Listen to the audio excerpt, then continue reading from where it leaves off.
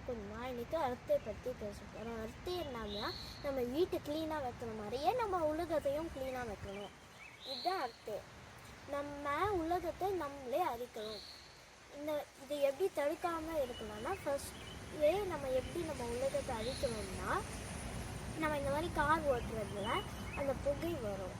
அந்த புகை கெட்ட புகைன்னு சொல்லிட்டு அதுவே நம்ம ப்ரீத் பண்ணுற காற்றுல அது கலந்து அது நம்ம ப்ரீத் பண்ணுறோம். அது வந்து டிசீஸ், கோல்டு, சளி அந்த மாதிரி நிறைய வரும்.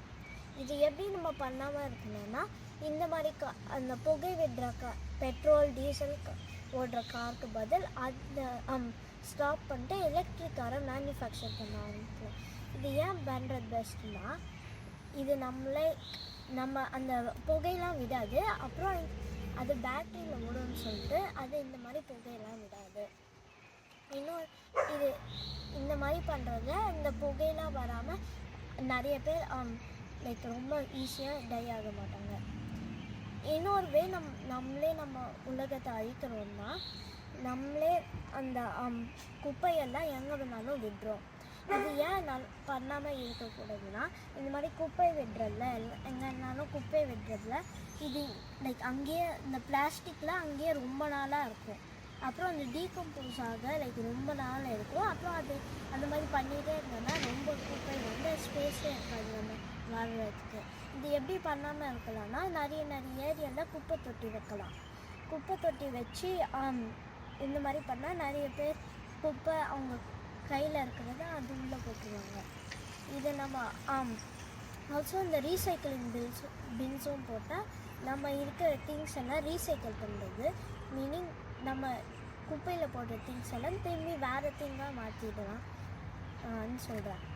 ஸோ இன்னொரு வே, லாஸ்ட் வே இல்லை கடைசி வே நம்ம உலகத்தை நம்மளே அழிக்கிறோம்னா, இந்த மாதிரி குளம்லலாம் தண்ணி போயிடுது வெயில் காலத்தில். ஏன்னா நிறைய வெயில் வந்தோடனே அந்த தண்ணியெல்லாம் புகையாக மாறிடுது. அப்புறம் அது காற்றுல போயிடுது. இது எப்படி நம்ம பண்ணாமல இருக்குன்னா, நம்ம தோறு உரியது பண்ணலாம். தூர் வாடுறது பண்ணலாம். இது என்ன மீனிங்னா டிக் பண்ணுறது. இந்த மாதிரி டிக் பண்ணால் அந்த தண்ணி கீழே இருக்கிறது திரும்பி மேலே வந்து அந்த குளம் போகாமல் இருக்கும்.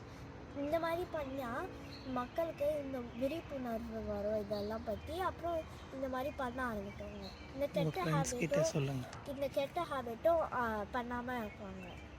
நன்றி, வணக்கம்.